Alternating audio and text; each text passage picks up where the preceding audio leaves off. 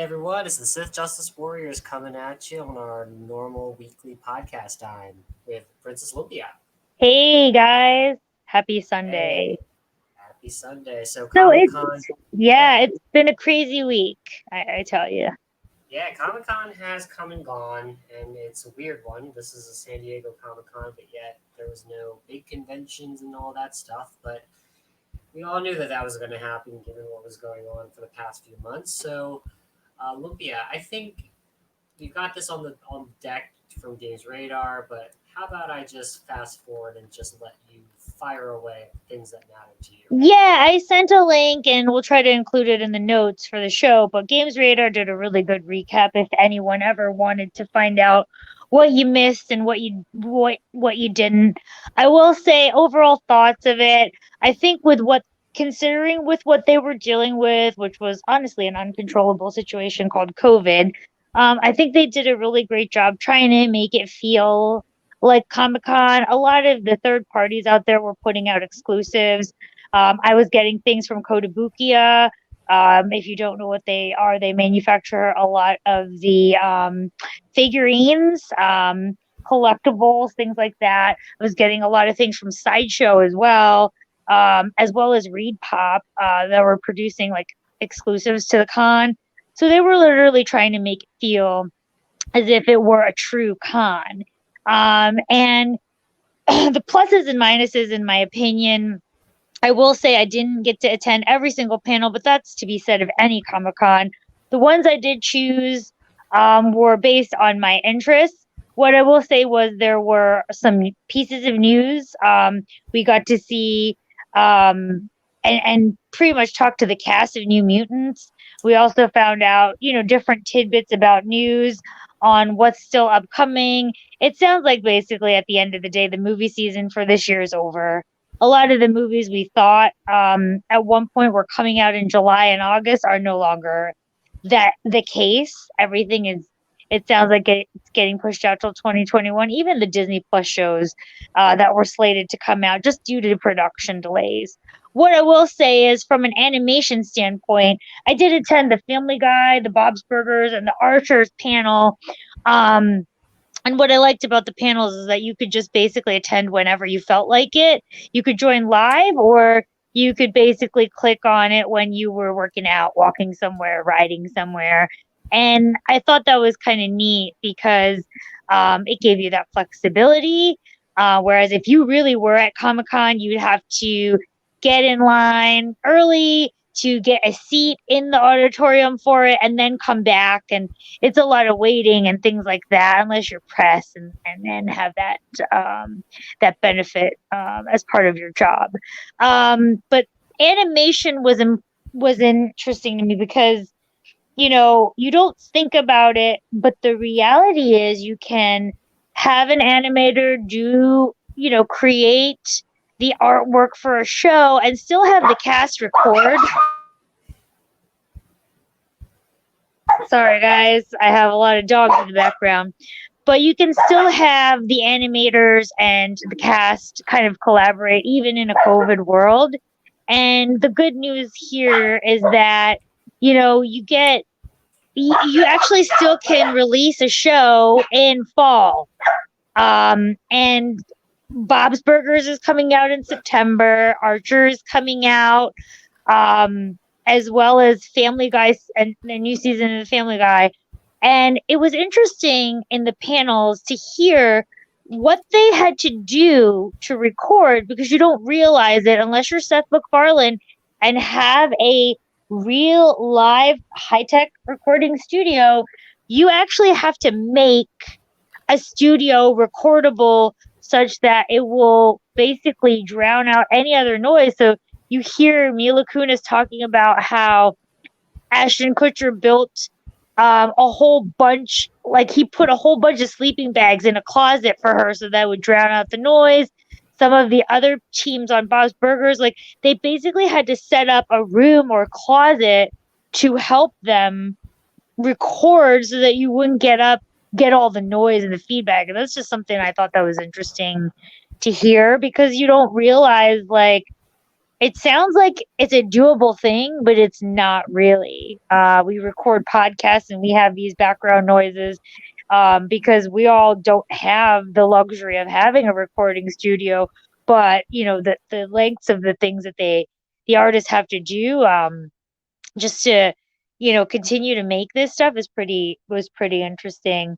I did attend the Todd McFarlane there was a sci-fi special with Todd McFarlane because there was a documentary on the road to 300, um, his 300th comic book, and they did a panel actually with J. Scott Campbell, one of our favorite artists, as well as Mark Silvestri, and they both were there when basically Image was in its inception, working together but apart. And it was just interesting because you guys know how much I love Todd because he just is who he is, and he is where he is because of who he is. And it was just great to get his perspective as well as Jay Scott and Mark's on the industry, on the things that,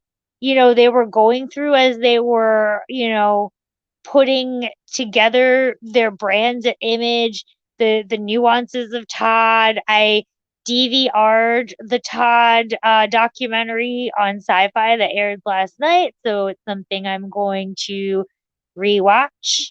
Um, and then I think the last big one that I did want to bring up was I didn't realize 15th anniversary of Constantine, which was a movie like it wasn't like thinking about it now, it actually is a comic book property. Um, I didn't know at the time like how good of a movie it was until like, you know, they started talking about it and I was just like it was kind of ahead of its time in a weird way. Um and it was interesting how it actually came into inception, how Keanu like he was actually on the panel um and just gave his thoughts because he was even kind of saying, when this was being worked on, believe it or not, it was supposed to be Nicolas Cage that was supposed to be Constantine. It wasn't Keanu at all, and he was even struggling with how he would bring the character to life because Constantine is a blonde guy. He's, like Keanu was like, I didn't look the part, so I was trying to figure out how to make it my own, and you really got to see like the actor, like the artist in Keanu as he was like talking about the movie and like what he really appreciated in the movie. Um, they talked about their favorite scenes. So it was kind of cool. It made me want to watch the movie again. It was the Keanu moment of the con because we didn't have any Matrix news. We didn't have any cyberpunk stuff. We didn't have anything else sort of Keanu related other than that, but I thought that was fun. Um, but yeah, overall, like I said, it was good to have all of that available to us in this COVID world, have it be free, and just also like the fans got to interact over a lot of these panels with Zoom. So it was kind of neat to see that. And you could tell even the artists themselves missed each other. Like they were like, yeah, we're recording but from afar, but I kind of miss having, the personal aspect of it, of their job. And I can totally understand that. So anyway, um, I digress. I've talked like for 10 minutes about it, but we're looking forward to the New York Comic Con. A lot of the cons have been canceled. Most likely, I'm guessing we'll hear something at some point about New York Comic Con, given the state of the world today. But I'm hoping they do something similar. If not, at least just keep some sort of momentum alive because we need something else besides a lot of the noise around the world to just keep us entertained, keep us thinking happy thoughts. But Fan, I wanted to get your thoughts on it. I know you didn't get to attend a lot of things, But I just wanted to get your thoughts. Is there any news in there that was interesting to you?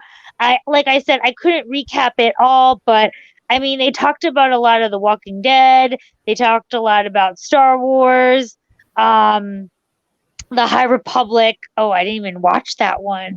So I know they talked a little about Star Wars. Like, I don't think Disney was that big of a presence because of like everything else, but there were just a couple tidbits here and there, nothing too big, but just wanted to get your thoughts just in general. And I don't know what you think is going to come for the Comic Cons going forward, because even the cosplay stuff was awkward. The downside of all this was that you lose that personal touch and the like, as much as everyone was trying to do everything virtual, even the artists were, um, they were doing panels and things like that. But because even Aspen had a panel, Jim Lee had a panel, um, it still was a little wonky. So I'd love to get your thoughts on it with the time that we have left. Yeah, I mean, it was interesting. Marvel didn't show up, and then there was obviously some hype around the. There's actually the controversy about the Justice League, Joss Whedon thing, where I haven't been following it closely, but I found it interesting that with Joss Whedon's allegations, a lot of people are turning on him, and I find it also fascinating how Zack Snyder is sort of The new guy, right? He's like he's the savior. yeah, he's this unsung hero, released the Snyder Cut, and I didn't even follow it very closely, so maybe that's what it is. It came to my attention, Walking Dead, which I really liked season one, but life came at me fast in terms of lots of things in between that took over, and I never got to go beyond season one. Yeah. But it's in season 10, and the interesting thing was they said season 10 is they're gonna add 6 more um, episodes, so that Yeah. season 10, because they're trying to catch up with a lot of the filming. You've got Fear the Walking Dead in season 6, and then you've got another spin-off, which is Walking Dead Beyond. I forgot what it's called, Beyond the World or something. World Beyond. That's it. Mm-hmm. And I know New Mutants has kind of been in limbo. It's good it'll just go out. I found it fascinating that Star Wars is still pushing out stuff to tie into the rise of Skywalker, like comic books, because we still love Star Wars, right? That we're gonna go buy the comic books and buy this Rise of Skywalker stuff. High Republic again. I mean, I don't know. I mean, I hope it's good, but then it's a question of if Kathleen Kennedy's still around. And wasn't that supposed to be the Benioff and Weiss? Wasn't that supposed to be what they were doing? Supposed to be in that world, which is funny because at the end of the day, Disney can only do things that are before the original trilogy as opposed to after it. Again, they've really messed it up so much, and we've seen rumors. Did we talk about the rumors about them retconning everything? Oh my God, we didn't really talk in depth. I know we touched on it. I just think that if that ever does come true, it's a kind of feels like it's a waste of time. But anyway, I mean, it's interesting that here we are. Star Wars is still doing their push. They were pumping out some novels, which I mean, good for them. You got to keep it fresh. I found it fascinating. There was a quote where we would do Constantine 2 in a heartbeat. Well, you didn't do Constantine 2 back then when Keanu was a little bit small at the time. Hell, you didn't even do Constantine when he was riding high from the Matrix. So bullshit. You just want to put Constantine because John Wick. The other thing too was what was the other thing that about Keanu? Oh, the Bill and Ted trailer, right? Oh yeah. I need to catch up on a lot of trailers. No, that's another one because there was a Bill and Ted panel. I forgot about that one too. I would love to do a reaction video, but we'll be struck down probably. So let's. Yeah, we'll have to do something on that. We will. You actually scrolled to something interesting that I wanted to bring up. Marvel did bring a few little nuggets, like not anything huge, but Hellstrom. Yeah, so I I did watch it. I watched the panel. I will say, like, the trailer was quite interesting, and I think if they do it right, it'll be good. But it's an interesting concept. I didn't know about this comic book, to be honest with you. I never was very close to it. Um, it's interesting that they're going in this direction. But I thought that it was something different. Yeah, no, but I think someone noted in one article that it was interesting that even though it's known it's a Marvel property, they didn't do the Marvel logo on it. Oh yeah, that's true. I That's didn't true. see it, but they pointed that out in an article, which is it's by Hulu. It's not through Disney Plus. So Yeah. But we know Disney owns like what, 50% of Hulu at this point. So yeah, I mean that was my question. Why didn't they just put all their instead of paying billions to make Disney Plus, they should have just put it all on Hulu. But I know the infrastructure was there. I know. Believe me. I know. if I could run the development, I probably the business development team, I'd probably do things a little bit better. But yeah, what are your thoughts in the go forward? I mean, this was, I will say, a really great effort. It just was really strange to me. Like I said. I think a lot of the bigger things were pulled out. I think you could see just like kind of how the Xbox PlayStation thing is doing, where it's all in a controlled environment of their release. You know, in terms of Yeah. because where Microsoft and PlayStation would Sony would go do everything at E3. It's now all this electronics. I think you're going to see probably a controlled environment where Marvel will do an online showcase. I don't know how they do it, given the fact that their comics are not that strong. But yeah, I mean, how should I say this? Shots aside, that's where I can see the future. Right now, though, it's pretty tough when productions have been, quite frankly, hampered by all of the restrictions that the world is going through. Mm-hmm. And hopefully, hopefully we can get back to talking about good content, less about controversy, and like to really stop being so jaded about Hollywood and actually start talking about something new, right? Yeah, yeah. And that's what I think the intent was for SDC at home because they could have just to put this together takes a lot of effort too. Um and I mean I will say they even warned a lot of the panels like you have to watch your language, you have to watch so like I will say like it's not easy doing something putting together this virtual show, but it's like if this is the future of it, do you just do it or do you not? Like because like I will say I don't remember if Emerald City Comic Con was virtual, but SDC couldn't do like SDC is the largest one. We all know. Yeah, So for them to not do anything would be just, remiss. So it just begs the question like is this a very like you either do it or you don't? What's it going to look like going forward? Because as much as this was cool to do virtually, I don't think for me it had the same impact as if I was there. I think the other thing is that there's even if things open up, I think there are a lot of folks that are just paranoid about, and rightfully so, right? We don't know much about the virus, and I'm not a scientist, so I refuse to say that I know more than anything. But I do notice that there's been conflicting news, and then there's also 180s from one direction to another, and I'm not going to really go into that, but that even when things open up, there's going to be a lot of hesitancy from a lot of folks, and so it's going to take time. But the interesting thing about these Comic Cons is that companies like Disney, Marvel have to pay to go there. So, and I thought Marvel and DC pulled out of San Diego Comic Con last year. Did they not? Yeah, I think they didn't.